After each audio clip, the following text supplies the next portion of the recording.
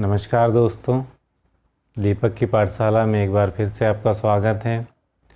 और आज के वीडियो में हम हिंदी का भौगोलिक विस्तार पढ़ेंगे, जिसमें भाषा, उपभाषा एवं बोलियों के बारे में हम जानेंगे। ये हमारा इकाई 2 और इकाई 2 के अंतर्गत भाग 2 है, जिसमें हम बोलियों का जो वर्गीकरण करेंगे। और इसके पहले वाले वीडियो में हमने जो आज तक पढ़ा था दोस्तों, वो पूरे का पूरा जो है इकाई 1 के अंतर्गत आपका पूरा जो भी वीडियो बना हुआ है पूरा इकाई 1 के अंतर्गत है। जैसा कि अभी वर्ग 1 का नोटिफिकेशन आया है, उसमें हमें उसके सिलेबस के अनुसार क्या है, वर्ग 1 में इकाई 1 से लेकर के आपका इकाई 20 तक दिया हुआ है। और उसी को देखते हुए उन इकाइयों में जो भी चैप्टर हैं उसके आधार पर हम वीडियो में अब पढ़ेंगे, ताकि आने वाला जो वर्ग 1 की एग्ज़ाम है वो क्लियर हो सके। और उसी के देखते हुए इसके पहले हमारे जितने भी वीडियो आए हैं साथियों, वो इकाई 1 से संबंधित थे। और आज जो हमारा यह वीडियो है हिंदी का जो भौगोलिक विस्तार है, जिसमें हम ये पढ़ेंगे भाषा, उपभाषा एवं बोलियों के वर्गीकरण के बारे में।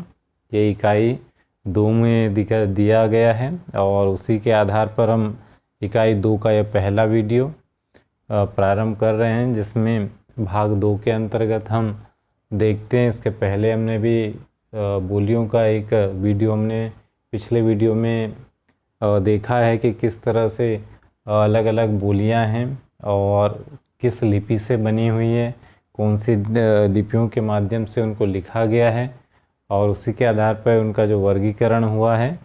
अब आज हम देखते हैं, ये महत्वपूर्ण वीडियो होने वाला है दोस्तों, ध्यान से देखिएगा, समझिएगा, क्योंकि यहाँ से लगभग 4 से 5 क्वेश्चन आपके एग्ज़ाम में आते हैं। और जैसा कि हम भाषा, उपभाषा और बोलियों के बारे में आपको आज अध्ययन करना है। जैसे कि हमने इसके पिछले वीडियो में भी हमने देखा था कि भाषा की सबसे छोटी इकाई होती है दोस्तों बोली, और बोली का जो क्षेत्र होता है दोस्तों वो होता है सीमित। ये अगर बोली को हम देखते हैं तो इसका क्षेत्र होता है सीमित। यह एक सीमित क्षेत्र में बोली जाती है, और जब यह सीमित क्षेत्र को पार करके अपना रूप विस्तृत कर लेती है तो ये क्या हो जाती है, उपभाषा में बदल जाती है। और उपभाषा क्या होती है, आगे चल कर के किसी भी एक राज्य में बोली जाने वाली भाषा बन जाती है। और वहाँ पर क्या है, उसका जो क्षेत्र हो जाता है विस्तृत हो जाता है। और उसी को देखते हुए उस समय जो रचनाएं होती है, उस समय उसके शब्दकोश होते हैं, और शब्दकोश, व्याकरण कोश, और वह जो भाषा है एक राज्य या प्रांत में बोली जाने लगती है। इसीलिए वो क्या हो जाती है, उस राज्य की राजकीय भाषा भी बोल सकते हैं हम दोस्तों। तो यहाँ पर उसी से रिलेटेड है। अब हम आ रहे हैं आपके आधुनिक काल में, आधुनिक भारतीय आर्य भाषा में, जहाँ पर बोलियों का वर्गीकरण हमने पिछले वीडियो में पढ़ा था। उसी के आगे का ये चैप्टर है दोस्तों। तो हमारा जो हिंदी का जो है आधुनिक काल कब प्रारंभ हुआ है, जब अपभ्रंश भाषा समाप्त हुई है और प्राचीन हिंदी हमारी प्रारंभ हुई है। उसी समय जो भाषाएं प्रचलित थी, तो जो भाषाएं थी वो अपभ्रंश से निकल कर के ही आई हुई है, चाहे वो बोली के रूप में हो, उपभाषा के रूप में हो, या आगे चल कर के भाषा बनी है। तो इसको हम देखते हैं। तो सबसे पहले हमारे पास में है अपभ्रंश। तो अपभ्रंश से कौन सी सौर श्रेणी निकली है, सौर श्रेणी अपभ्रंश जो है अपभ्रंश से ही निकली है। अब इसके अंतर्गत हमको ये देखना है दोस्तों, अपभ्रंश क्या है, एक भाषा है, और उपभाषा को यहाँ पे हम देखेंगे, और बोलियों को भी हम यहाँ देखेंगे, ठीक है। तो अगर हम अपभ्रंश जो एक भाषा है आपकी, तो भाषा से हमको ये देखना है कि जब उस समय अपभ्रंश का काल चल रहा था तो उस समय कौन कौन सी भाषाएं किस रूप में निकल के आई थी। तो एक सौर श्रेणी भाषा थी जिससे निकल के आई, उस समय अर्धमागधी भी प्रचलन में थी और मागधी भी प्रचलन में थी। ये उस समय की एक भाषा हुआ करती थी, ठीक है, जो कि बहुत बड़े क्षेत्र में बोली जाती थी। तो हमको याद रखना है दोस्तों कि सौर सैनी एक भाषा है जो कि अपभ्रंश से निकली हुई है, और इसके अंतर्गत कौन कौन सी उपभाषाएं आती हैं। तो सौर सैनी अपभ्रंश के अंतर्गत पश्चिमी हिंदी आ जाती है, आपकी राजस्थानी हिंदी आ जाती है, और पहाड़ी, ये तीन जो हैं ये सौर सैनी अपभ्रंश का हिस्सा है। और इन्हीं के फिर क्या हो गए दोस्तों, यहाँ से उपभाषा बनी है। अब ये अगर हम देखें यहाँ पे तो सौर सैनी के कितने भाग हुए हैं दोस्तों, 3 भाग हुए। एक पश्चिमी हिंदी, दूसरी राजस्थानी हिंदी, और तीसरी पहाड़ी हिंदी। तो तीनों में क्या हुआ है, ये उपभाषाएं हैं, और इनकी उपभाषा से क्या है वो मतलब बोलियां जो निकली है उसको भी हम देख लेते हैं। अब पश्चिमी हिंदी के अंतर्गत कौन सी बोलियां हैं, तो पश्चिमी हिंदी के अंतर्गत कौरवी आती है, हरियाणवी आती है, दक्षिणी आती है, ब्रजभाषा आती है, बुंदेली आती है, और कन्नौजी। इस प्रकार की जो 6 बोलियां हैं ये पश्चिमी हिंदी के अंतर्गत आती है। इसको ध्यान से देखना है दोस्तों, क्योंकि यहाँ से बहुत ज़्यादा डीपली इस बार आएगा, क्योंकि अपने को क्या है यहाँ ये देखना है कि पहले प्रश्न पत्र एक ही होते थे, एक समय में होते थे, और इसीलिए पेपर सरल हुआ करते थे। लेकिन अभी क्या हो रहा है कि एक सब्जेक्ट को लगभग 8 से 10 दिनों तक 2 शिफ्ट में पेपर लिए जा रहे हैं, और प्रश्न पत्र इसीलिए क्या है लगभग ज़्यादा बनते हैं। तो कोई भी प्रश्न क्या होता है कि अब डीपली आ रहा है, और डीपली अध्ययन करने के लिए हमको समझना बहुत ज़रूरी है। तो उसी को देखते हुए हम सौर सैनी का एक भाग ले रहे हैं जो कि पश्चिमी हिंदी के रूप में, जो कि सौर सैनी अपभ्रंश से क्या निकली है उपभाषा, एक पश्चिमी हिंदी निकली है। और पश्चिमी हिंदी के अंतर्गत 6 बोलियां आ रही है, जो कि कौरवी है, कौरवी को खड़ी बोली भी बोला जाता है। फिर है हरियाणवी, हरियाणवी को बांगरू बोली के भी नाम से जाना जाता है। फिर है दक्खनी, ठीक है। फिर उसके बाद में चौथी है आपकी ब्रजभाषा, बुंदेली और कन्नौजी। ये 6 जो बोलियां हैं ये पश्चिमी हिंदी के अंतर्गत आ जाती है, और ये जो उपभाषा है सौर सैनी अपभ्रंश से प्रभावित है। कभी कभी सौर सैनी अपभ्रंश से प्रभावित कौन सी बोलियां हैं ये भी प्रश्न आ जाता है। तो आपके सामने जैसे कि हमने रखा 6 जो बोलियां हैं ये आपकी सौर सैनी अपभ्रंश से प्रभावित है, और किसके अंतर्गत आती है, पश्चिमी हिंदी उपभाषा के अंतर्गत आती है। फिर यहाँ हम देख लेते हैं सौर सैनी अपभ्रंश का ही दूसरी जो एक आपकी उपभाषा है राजस्थानी हिंदी। तो राजस्थानी हिंदी की भी क्या है 4 क्या है राजस्थानी हिंदी की भी 4 बोलियां हैं, ठीक है। तो उसमें कौन कौन से आ जाती है, मारवाड़ी, जयपुरी, मेवाती और मालवी। अब यहाँ देखने वाली बात यह है कि जो मारवाड़ी है और उसके बाद में है जयपुरी। तो जयपुरी को क्या नाम से भी जाना जाता है, जयपुरी को ढूंढाड़ी के भी नाम से जाना जाता है, मतलब इसका उपनाम है। कभी कभी ये नाम कई एग्ज़ामों में पूछ लिया गया है, इसलिए इसको ध्यान रखिएगा दोस्तों। तो अपभ्रंश जो सौर सैनी अपभ्रंश के अंतर्गत राजस्थानी हिंदी आती है जो कि उपभाषा है, और राजस्थानी हिंदी के अंतर्गत 4 जो हैं बोलियां आ रही है। कौन कौन सी आ रही है, मारवाड़ी, जयपुरी, मेवाती और मालवी। तो इन चारों को हमको देखना है जो कैसे प्रभावित है, सौर सैनी अपभ्रंश से प्रभावित है, और किसके अंतर्गत आ रही है, आपकी राजस्थानी हिंदी के अंतर्गत आ रही है। फिर आप देखेंगे इसका सौर सैनी अपभ्रंश से पहाड़ी भी एक उपभाषा है। इसको भी 2 भागों में बांटा गया, एक है कुमाऊनी और दूसरी है गढ़वाली। तो यहाँ हमको देखना है गढ़वाली और कुमाऊनी से, ठीक है। तो ये सभी क्या है आपकी सौर सैनी अपभ्रंश से प्रभावित है। अब एक चीज़ ये भी आती है, कुछ पुस्तकों में ये भी दिया हुआ है दोस्तों कि पश्चिमी हिंदी, राजस्थानी हिंदी, पहाड़ी के साथ साथ गुजराती को भी सौर सैनी अपभ्रंश के अंतर्गत या अपभ्रंश के भेद के अंतर्गत ले लिया गया है, ठीक है। और अगर हम पहाड़ी की बात करें तो कुमाऊनी, गढ़वाली और नेपाली ये भी आपको अलग अलग पुस्तकों में देखने को मिलती है। ठीक है, और यहाँ पर भी आपको देखेंगे तो गढ़वाली जो आ जाती है आपकी पूर्व की बोली है, और कुमाऊनी आ जाती है मध्य की बोली, और जो नेपाली आ जाती है वो आपकी आ जाती है पश्चिमी की। इस तरह से इस तरह का है। यहाँ थोड़ा सा इसको हम और डिटेल से जब हम जानेंगे तो थोड़ा सा कन्फ्यूज़न यहाँ का भी दूर हो जाएगा। ठीक है दोस्तों, और इसके बाद में हम आगे चलते हैं तो यहाँ पर अगर हम देख लेते हैं काय में अर्धमागधी में आ जाते हैं। तो अर्धमागधी की अगर हम बात करें तो अर्धमागधी पूर्वी हिंदी के अंतर्गत आ जाती है। मतलब अर्धमागधी जो भाषा है आपकी पूर्वी हिंदी है, और पूर्वी हिंदी को भी 3 भागों में विभाजित कर दिया गया है। ये बोल सकते हैं अपन पूर्वी हिंदी के अंदर कितनी बोलियां आती है, 3 बोलियां आती है, अवधी, बघेली और छत्तीसगढ़ी।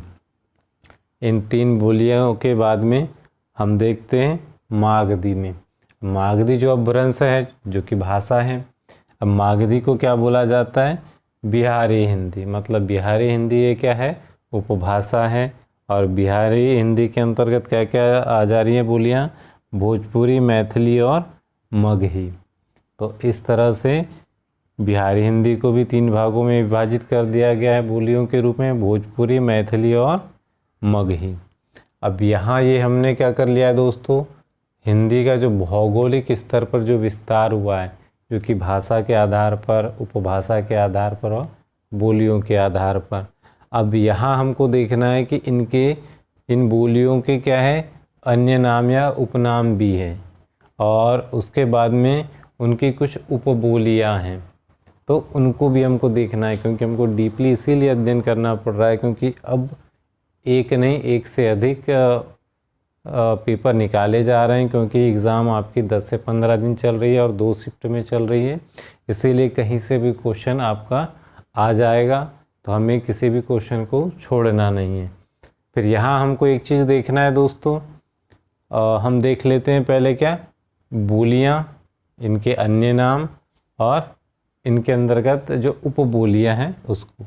जैसे कि हरियाणवी है, तो हरियाणवी को बांगरू या देवसाली के भी नाम से जाना जाता है।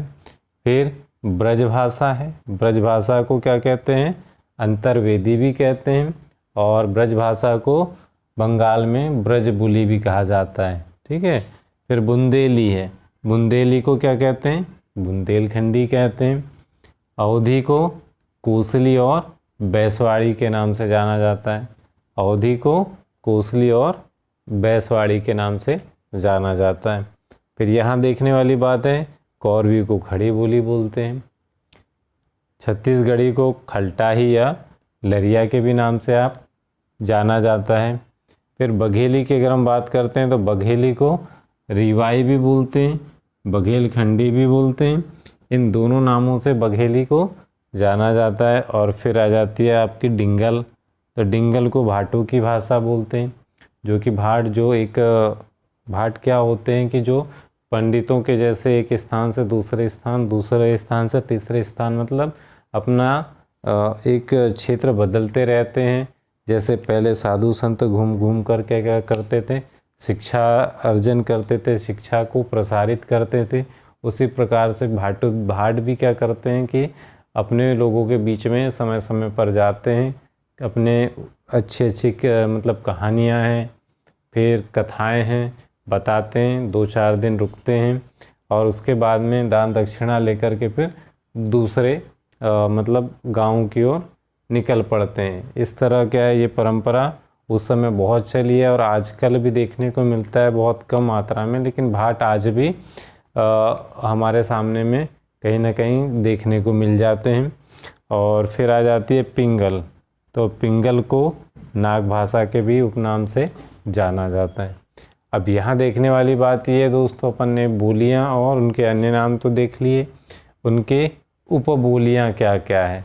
जैसे हरियाणवी को बांगरू और देवसाली तो बोला ही जाता है, लेकिन इसकी उपभाषा जो बोले या उपबोलियाँ जो हैं आपकी जाटू और चमरवा, मतलब हरियाणवी की जो उपबोलियाँ हैं उसको जाटू या चमरवा के भी नाम से जाना जाता है।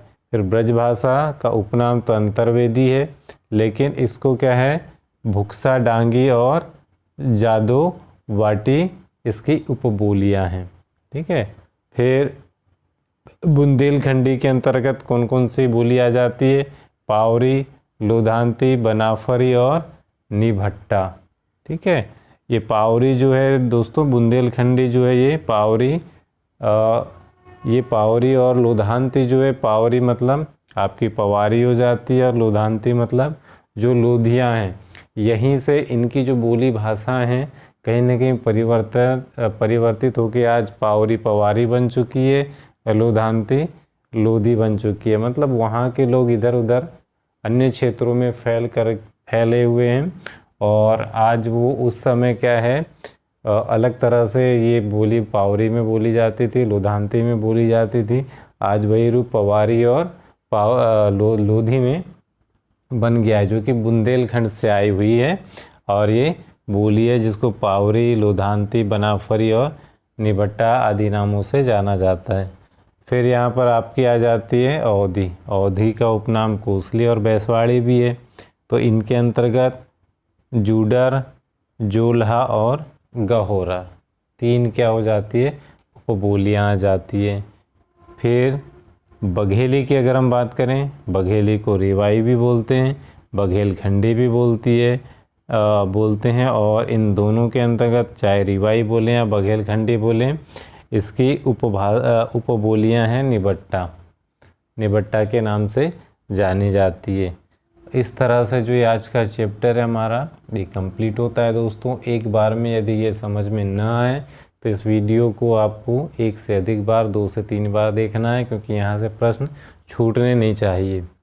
अब बात होता है चैप्टर कंप्लीट तो हो गया है, लेकिन कहीं ना कहीं और एक इनसे मतलब क्वेश्चन ये पूछ लिया जाता है, जैसे कि आपकी अपभ्रंश सौरसेनी या सौरसेनी अपभ्रंश में जो पश्चिमी हिंदी है, इसके अंतर्गत जो पश्चिमी हिंदी को 2 भागों में विभाजित किया गया है। एक है आकार बहुला और दूसरा है ओकार बहुला।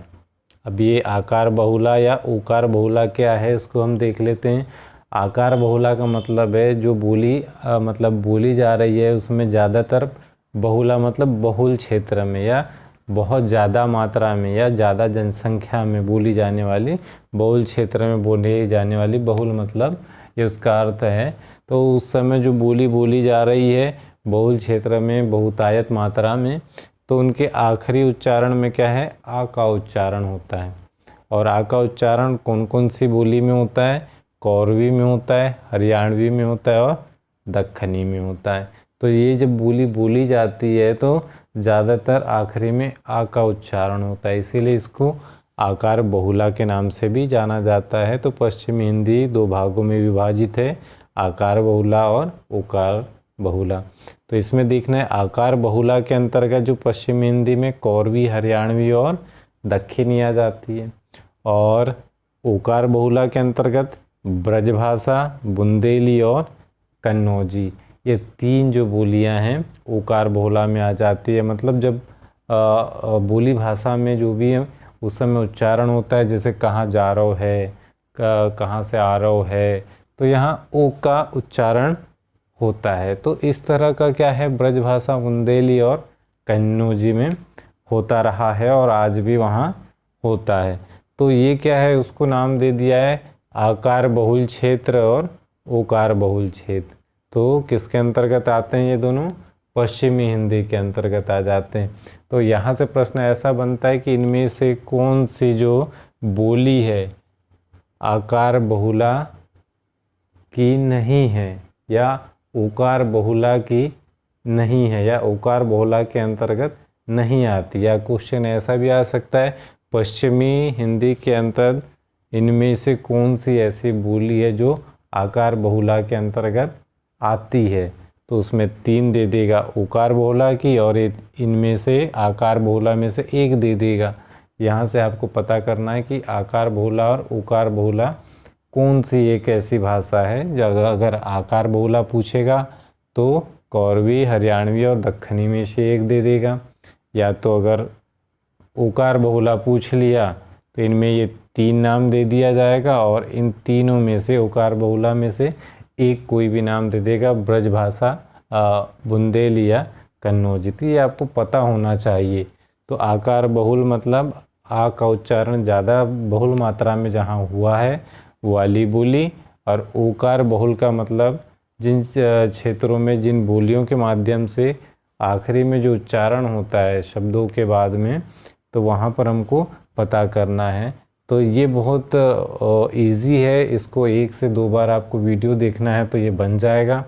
और उसी प्रकार से अगर हम देखें कि सौरसेनी अपभ्रंश में जो राजस्थानी हिंदी है, इसमें मारवाड़ी जो बोली जाती है राजस्थान में, जैसलपुर के तरफ में ये वाला क्षेत्र है, तो ये ओकार बहुला है। ओकार बहुला मतलब जो आपने पश्चिमी हिंदी में आपने देखा ब्रजभाषा, बुंदेली और कन्नौजी का जो क्षेत्र होता है वहाँ जो बोली बोल रहे हैं, तो ओ का उच्चारण आखिरी में ज़्यादा मात्रा में होता है। उसी प्रकार मारवाड़ी भी जो है उसमें भी ओकार मात्रा मतलब बहुल मात्रा में, ओकार बहुला मात्रा बोले तो बहुतायत क्षेत्र में इसको बोला जा रहा है और ओ का उच्चारण आखिरी में होता है।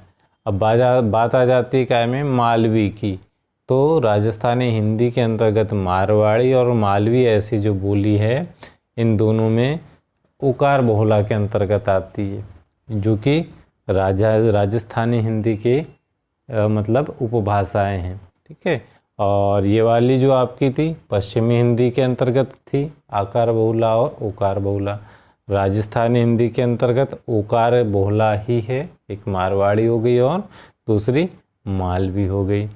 फिर यहाँ अपने को देखना है सौरसेनी अपभ्रंश में पहाड़ी।